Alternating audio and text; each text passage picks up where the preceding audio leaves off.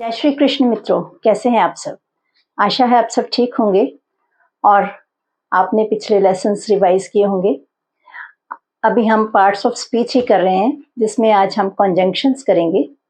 कॉन्जंक्शंस को हिंदी में संयोजक कहा जाता है और ये जो कॉन्जंक्शंस होते हैं ये दो शब्दों को या दो वाक्यों को आपस में जोड़ते हैं। जैसे he speaks loudly and clearly, वो जोर से और साफ स्पष्ट बोलता है। he speaks, इसमें जो एंड शब्द है ये कॉन्जंक्शन है जो उसकी क्वालिटीज को जोड़ रहा है। इसके दो वाक्य कैसे बन सकते हैं छोटे छोटे। he speaks loudly, he speaks clearly, उन दोनों को एंड से हम जोड़ देते हैं। इसी तरह से गिव मी अ पेन और अ पेंसिल,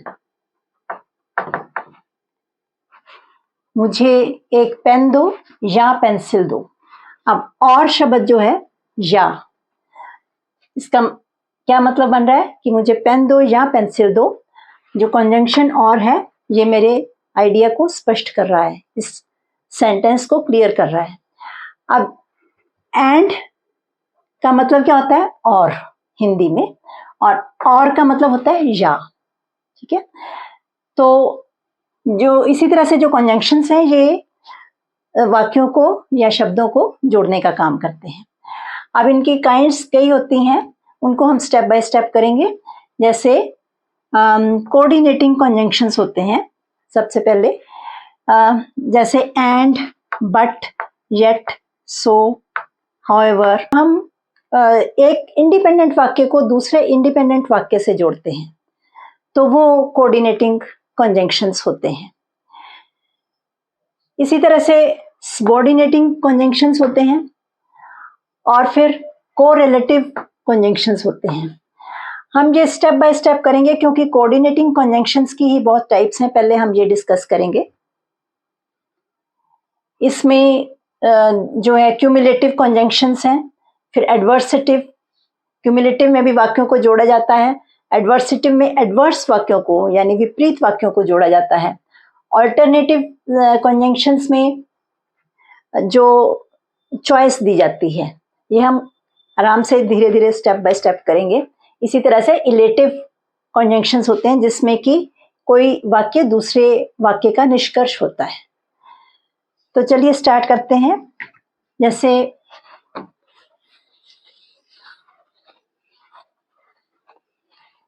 कोऑर्डिनेटिंग कॉन्जंक्शंस हैं, इसके कुछ हम वाक्य बना के देखते हैं जो कि दो इंडिपेंडेंट वाक्य होंगे।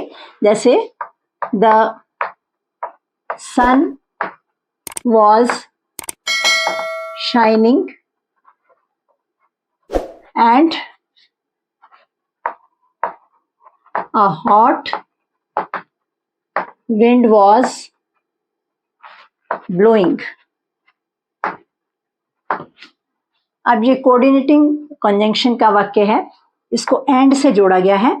अब ये दो सेंटेंसेस कोऑर्डिनेटिंग कॉन्जंक्शंस में दो सेंटेंसेस इंडिपेंडेंट हैं।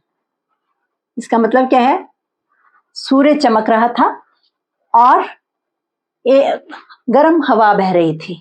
A hot wind was blowing। Wind was blowing means हवा चल रही थी या हवा बह रही थी।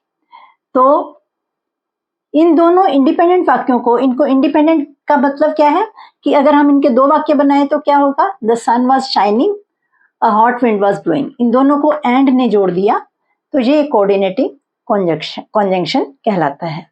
इसी तरह से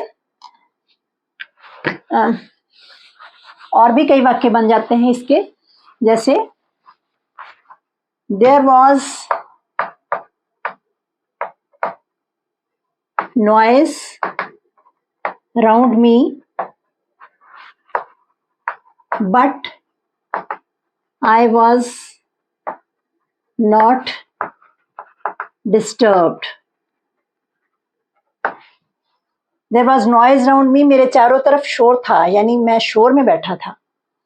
बट, यहाँ पर बट शब्द जो कंजंक्शन है ये दो वाक्यों को जोड़ रहा है। But I was not disturb, परंतु मैं डिस्टर्ब नहीं हुआ। तो ये दो वाक्यों को, इंडिपेंडेंट वाक्यों को जो बट शब्द है ये जोड़ रहा है। अब इसमें कोऑर्डिनेटिंग कंजंक्शंस जो हैं इनकी अलग अलग टाइप्स हैं, हमने अभी डिस्कस किया। जैसे क्यूमुलेटिव कंजंक्शंस। क्यूमुलेटिव कंजंक्शंस क्या होते हैं? ये भी दो सेंटेंसेस को, सिंपल सेंटेंसेस को, जो एक कथन को दूसरे कथन के साथ साथ हम मिलाते हैं, दो सेंटेंसेस को आपस में मिलाते हैं, तो वो क्यूमुलेटिव कंजंक्शंस होते हैं। इसमें आ जाता है and, also, both, as well as, too, ये शब्द क्यूमुलेटिव कंजंक्शंस में आते हैं। Cumulative conjunctions. अब क्यूमुलेटिव कंजंक्शंस में जैसे द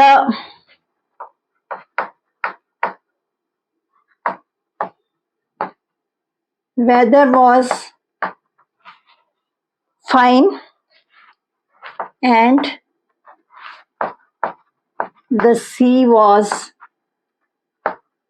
calm. मौसम अच्छा था और समुद्र शांत था। एंड शब्द ने दो शब्दों को जोड़ दिया।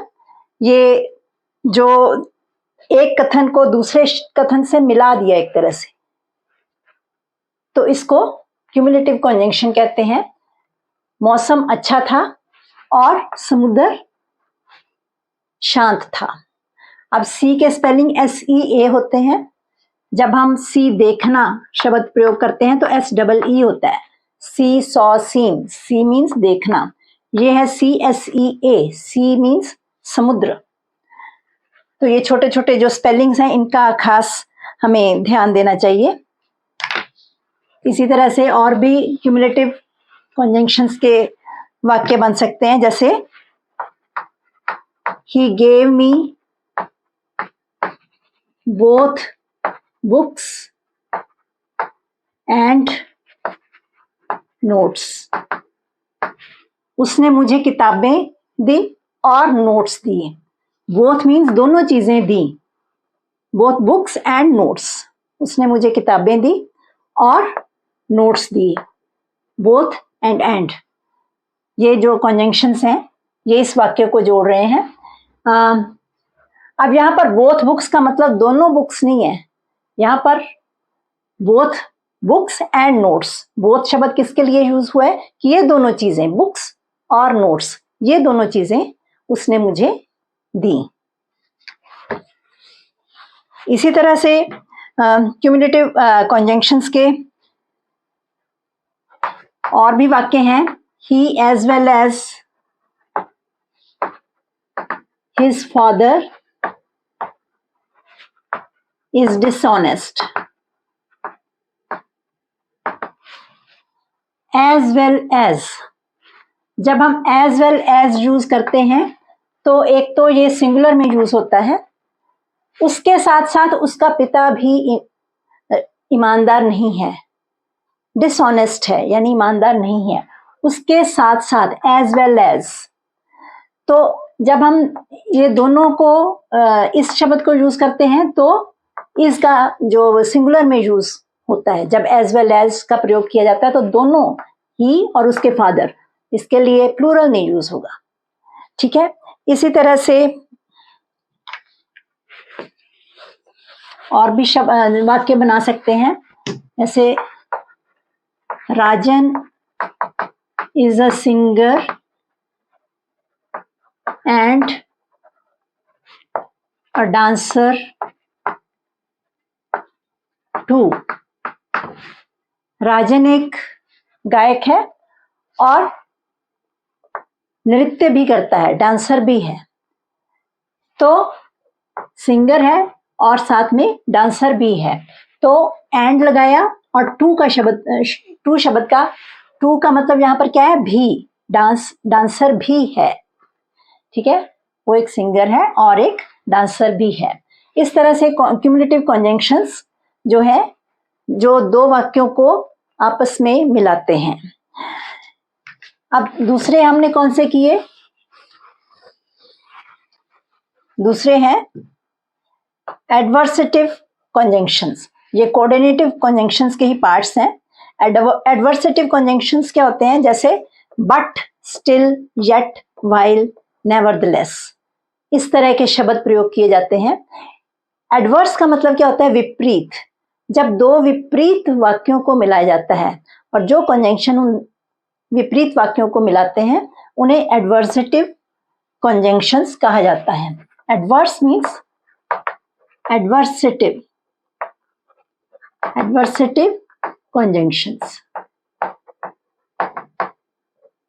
इसमें विपरीत वाक्यों को आपस में मिलाया जाता है।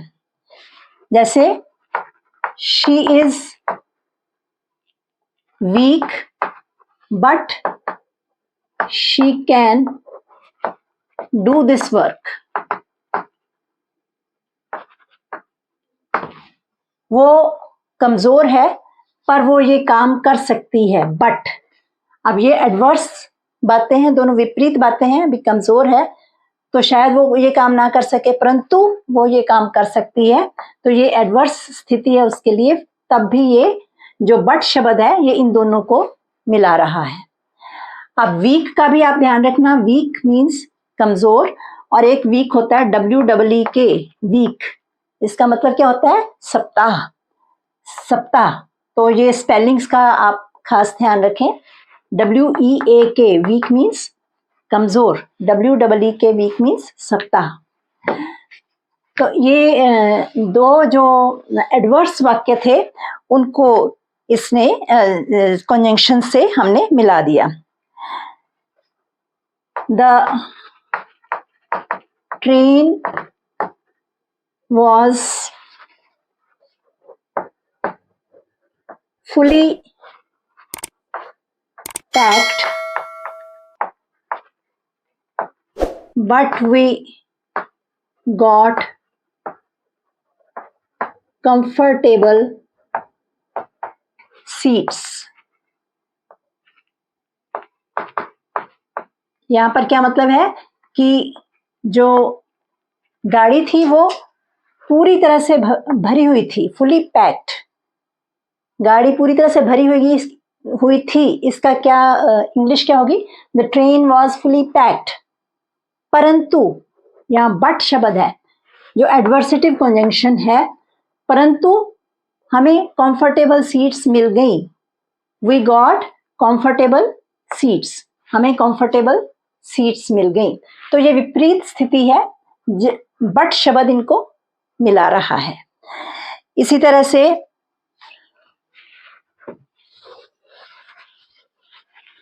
और भी कई वाक्य बना सकते हैं। आप भी इस तरह से छोटे छोटे वाक्य बनाएं। जैसे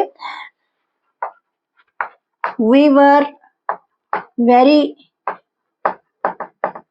tired, nevertheless we continued the work. अब यहां भी विपरीत स्थिति है। वी वर वेरी टायर्ड, हम बहुत थक गए थे। नेवरदलेस, फिर भी। वी कॉन्टिन्यूड द वर्क, हमने काम जारी रखा। We continued the work.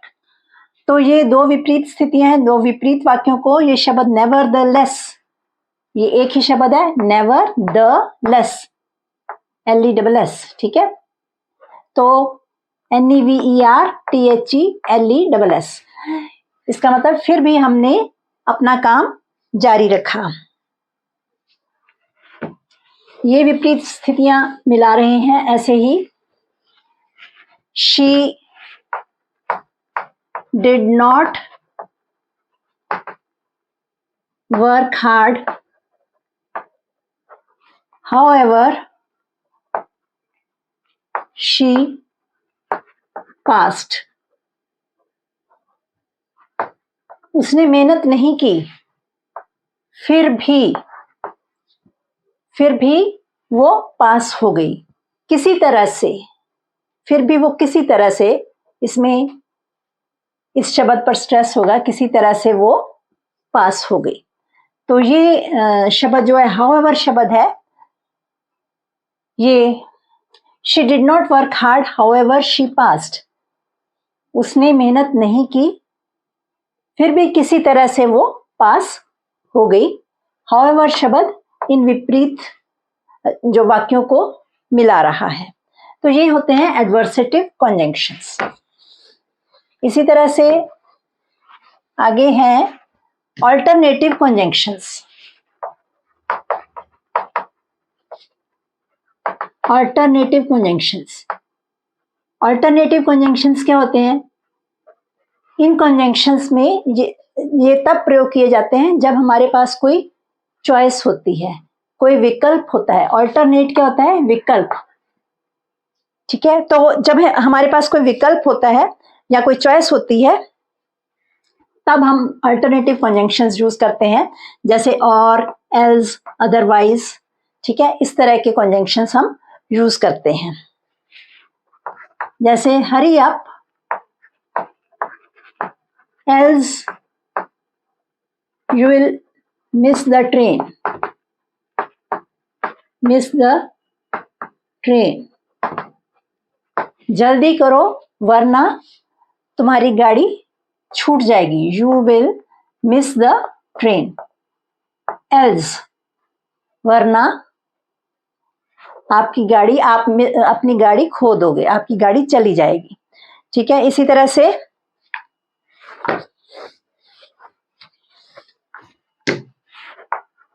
she should work hard or she will fail। उसे मेहनत करनी चाहिए वरना वो फेल हो जाएगी। ठीक है, उसे मेहनत करनी चाहिए या वो फेल हो जाएगी। उसके पास चॉइस है कि उसने मेहनत करनी है या फेल होना है। तो और शब्द जो है ये अल्टरनेटिव कॉन्जंक्शन है। इसी तरह से और भी कई हम सेंटेंसेस ले सकते हैं। I did not go to school nor did my friends.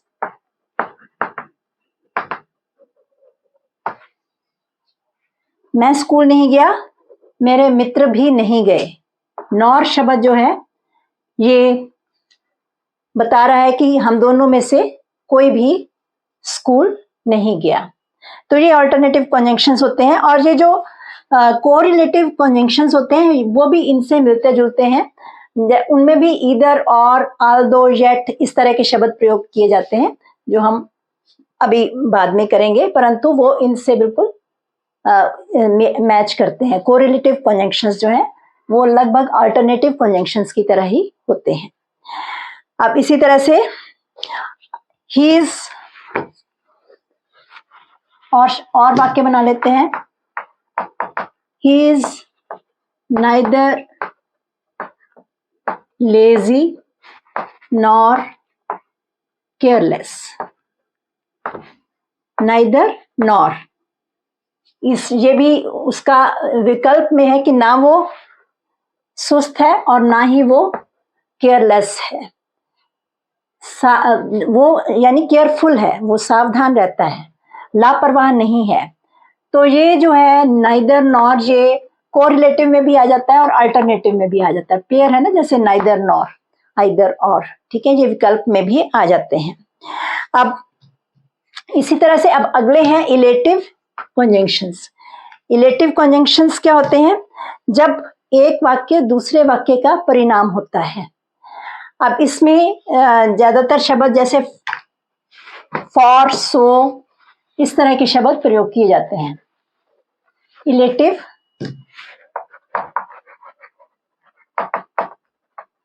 Illative कॉन्जंक्शंस होते हैं जिसमें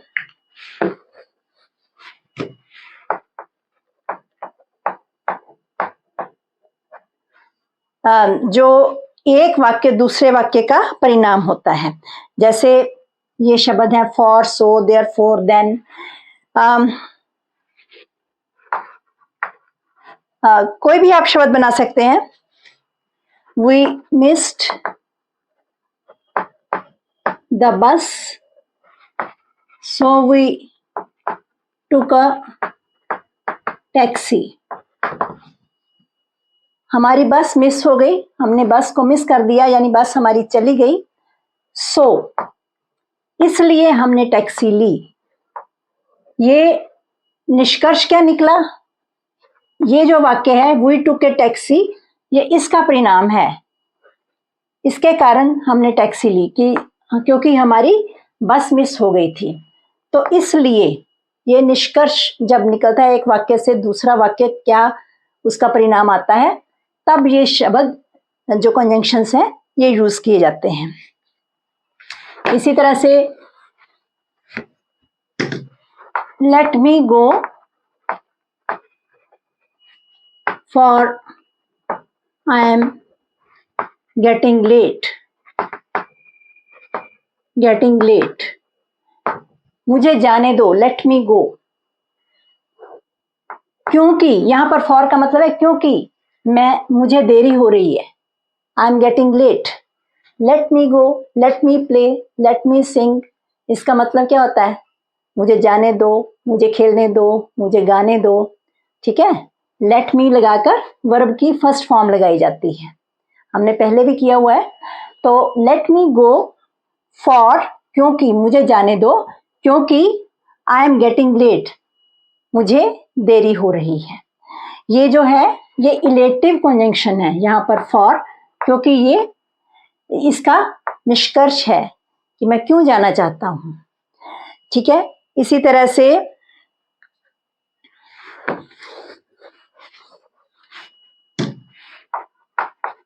take water for no one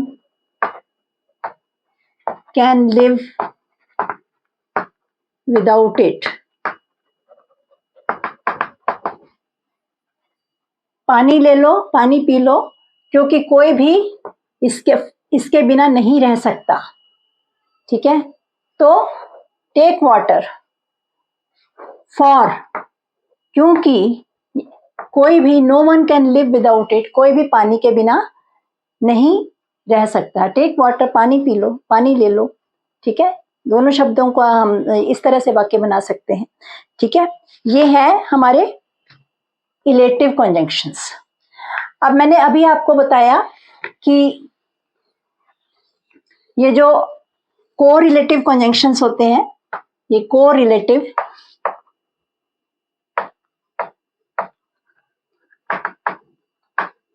conjunctions ये अल्टरनेटिव कंजंक्शंस की तरह होते हैं, तो ये हम थोड़ा सा डिस्कस कर लेते हैं।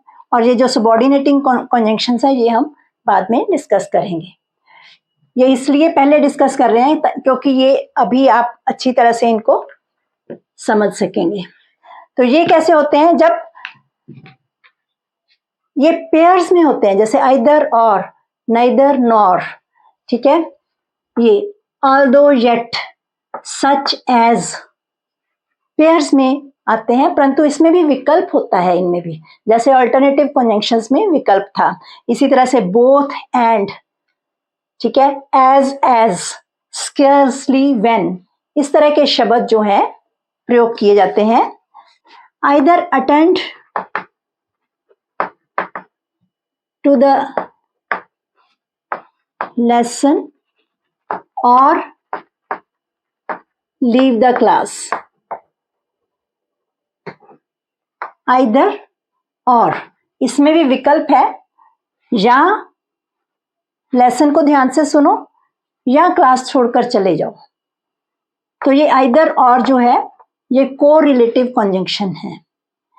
इसी तरह से और भी हम कोरिलेटिव कंजंक्शंस यूज करते हैं, जैसे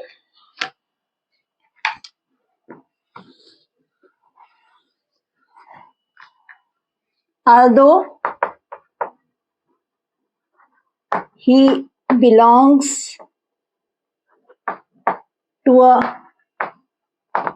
rich family, yet he is modest. यद्यपि वो एक अमीर परिवार से है, फिर भी वो बहुत मोडेस्ट है, हम्बल है, ठीक है। येट ही इज माइजरली भी कह सकते हैं, ठीक है, येट ही इज माइजरली, या फिर भी वो कंजूस है। तो यहां पर आल्दो, येट, यद्यपि वह एक अमीर परिवार से संबंध रखता है, येट फिर भी, आल्दो येट, ये पेयर्स यानी जोड़ी में यूज हो रहा है, तो इसे कोरिलेटिव कंजंक्शन कहते हैं। इसी तरह से she is not such a girl as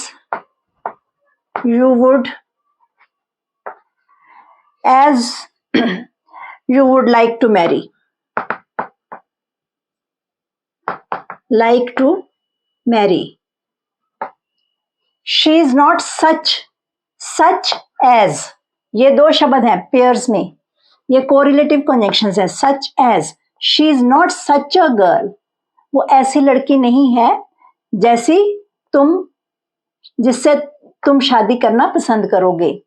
as you would like to marry, ये पेयर्स में यूज होते हैं, इन्हें कोरिलेटिव कंजंक्शंस कहते हैं।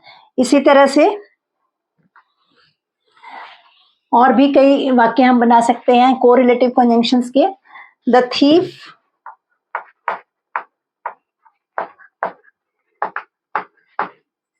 was both fined and imprisoned. imprisoned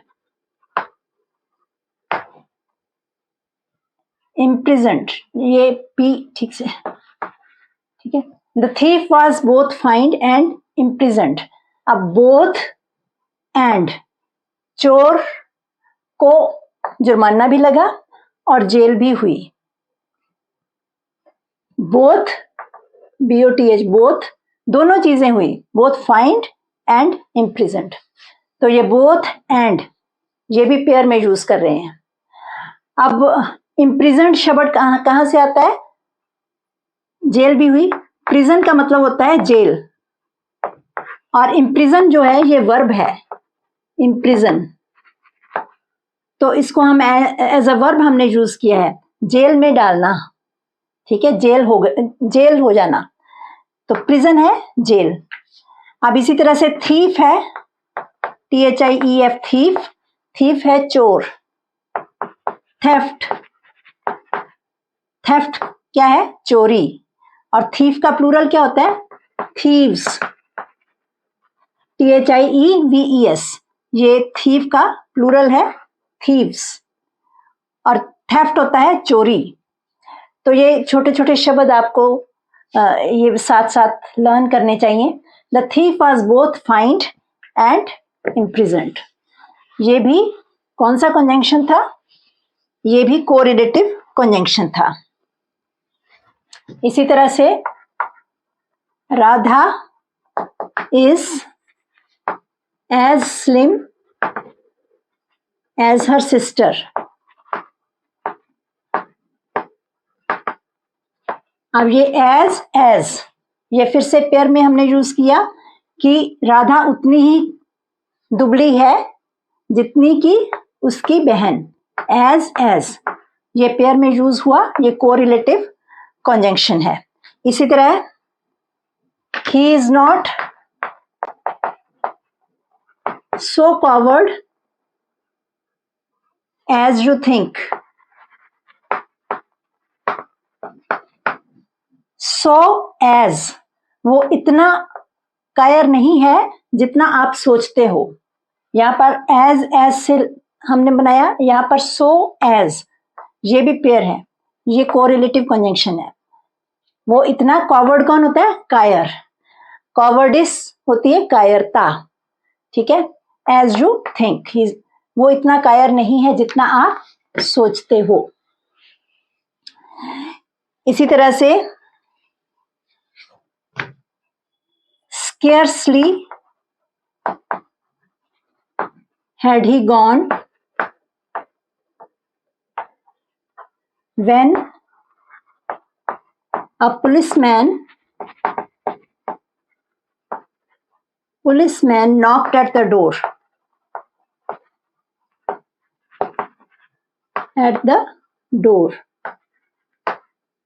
वो अभी मुश्किल से अभी गया ही था। स्केर्सली के साथ कौन सा पेयर है? when। स्केर्सली when, मुश्किल से अभी वो गया ही था जब एक पुलिसमैन ने दरवाजा खटखटा दिया, ठीक है। स्केर्सली के साथ पेयर है when, ये भी कोरिलेटिव कंजंक्शन है। स्केर्सली मीन्स मुश्किल से।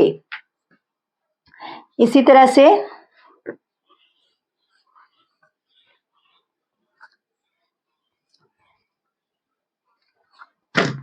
I would rather starve than beg। मैं यहां पर कौन से हैं कोरिलेटिव कंजंक्शंस? Rather than. मैं भूखे मरना पसंद करूंगा। स्टार्व, स्टार्व मीन्स भूखे मरना, भूख से मरना। जब कोई चीज नहीं होती तो स्टार्विंग, उस जो स्थिति को स्टार्व कहा जाता है। आई वुड रादर स्टार्व, मैं भूखे मरना पसंद करूंगा मांगने की अपेक्षा, देन बेग, कि मांगूंगा नहीं। तो रादर देन, ये है कोरिलेटिव कंजंक्शंस। और भी हम वाक्य सोच सकते हैं। No other than Rajan did this mistake.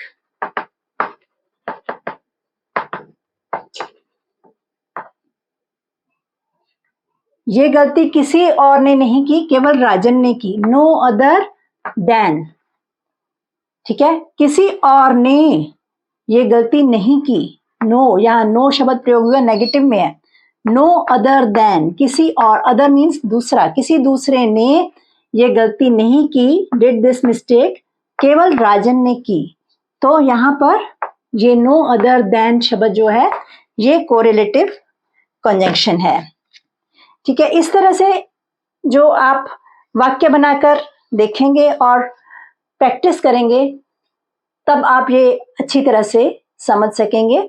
और इन वाक्यों को आप लिखें और बोलने की भी साथ साथ प्रैक्टिस करें ताकि आपकी इंग्लिश स्पीकिंग भी इम्प्रूव हो।